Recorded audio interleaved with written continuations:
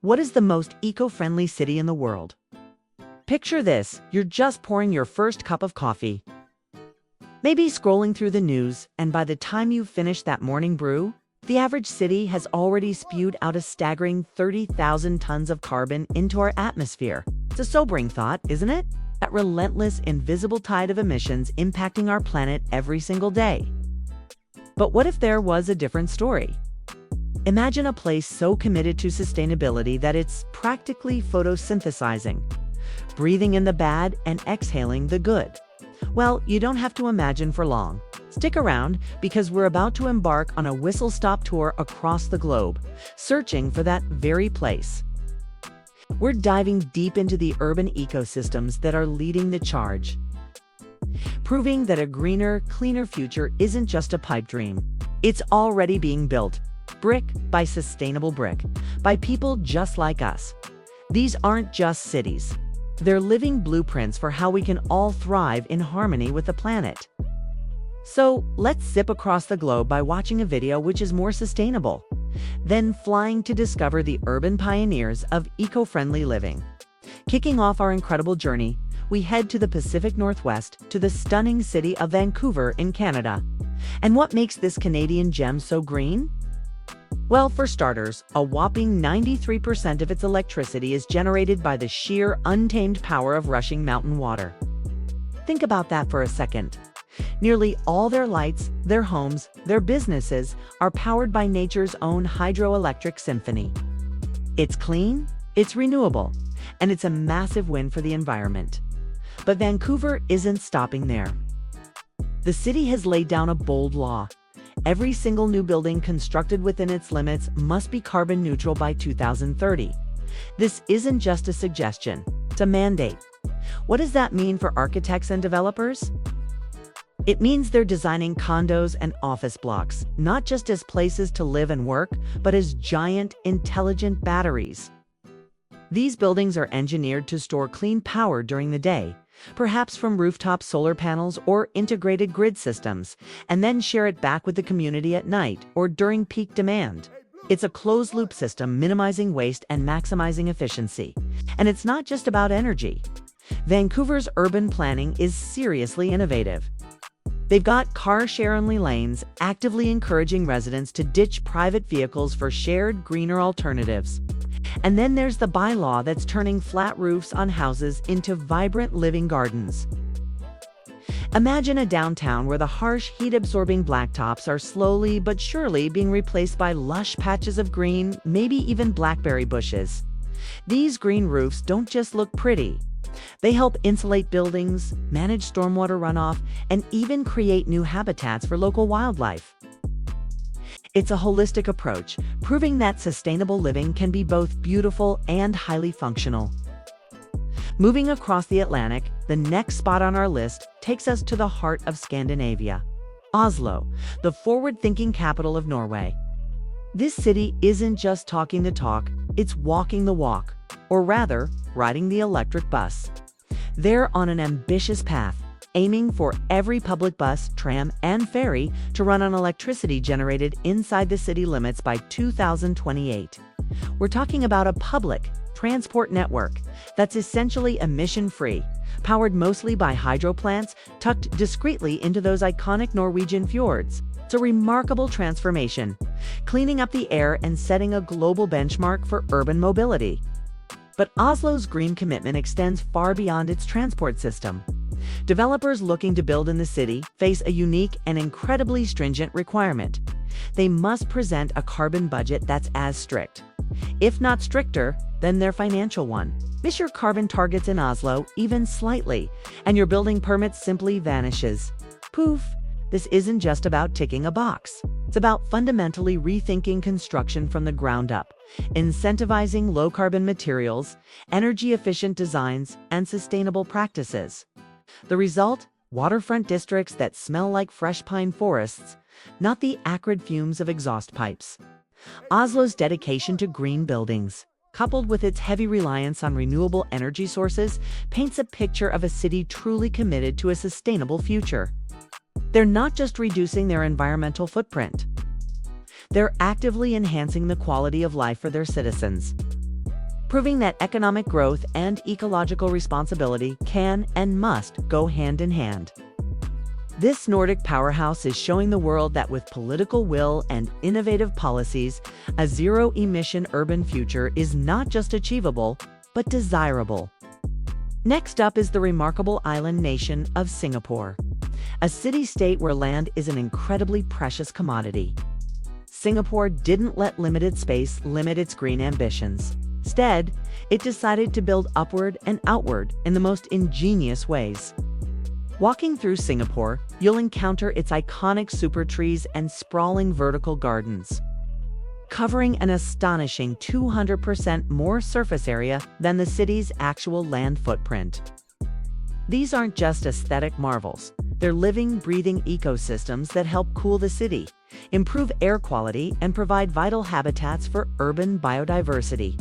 It's a breathtaking example of how urban density can be seamlessly blended with nature, creating a true city in nature where skyscrapers meet lush canopies. Singapore also takes environmental responsibility very seriously, right down to your wallet. They've implemented a nationwide carbon tax that makes throwing CO into the sky more expensive than, well, practically tossing diamonds away.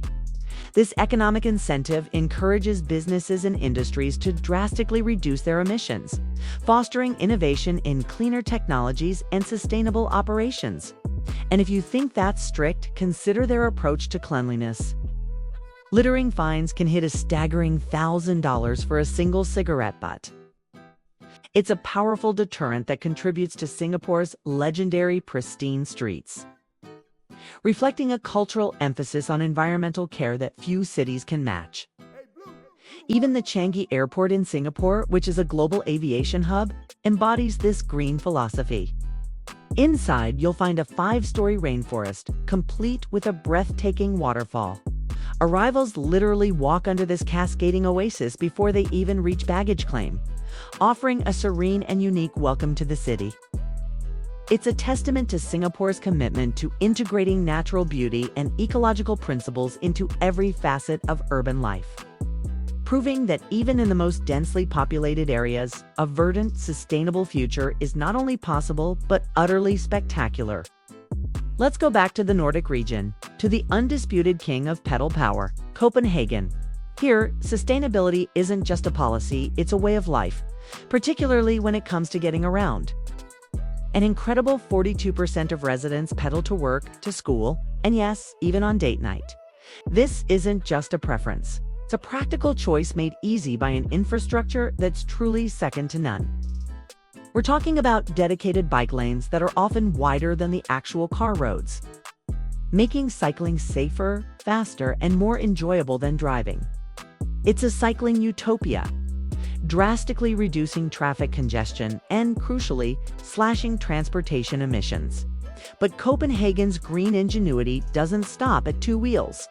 Beneath the city's streets, a vast network of district heating pipes snakes its way through the urban landscape.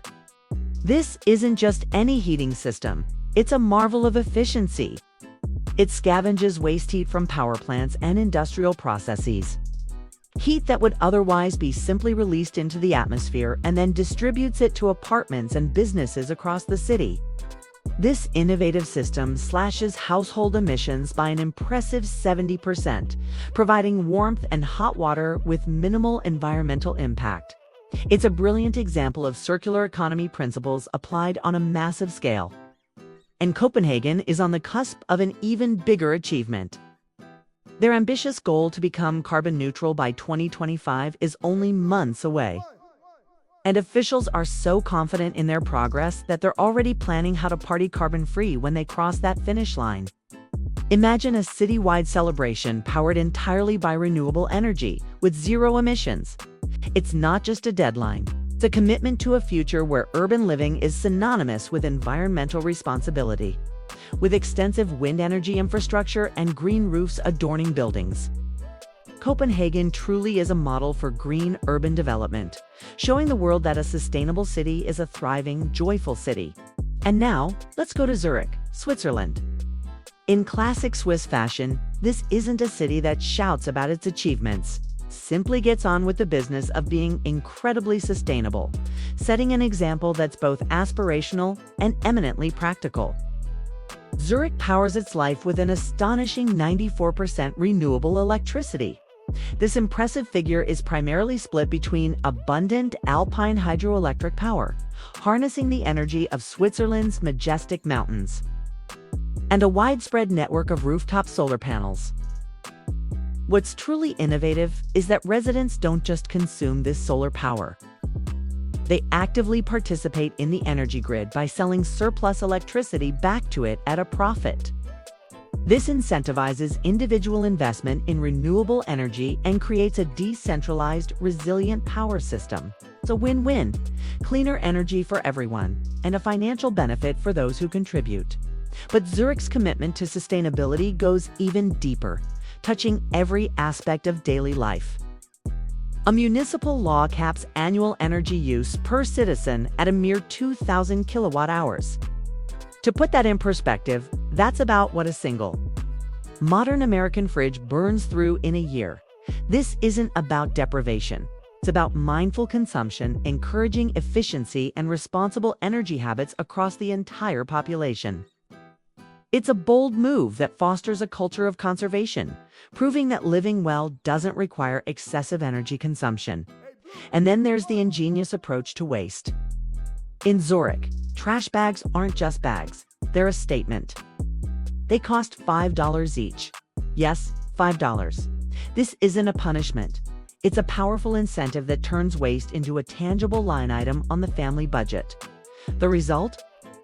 People think twice before throwing things away, actively seeking ways to reduce, reuse, and recycle.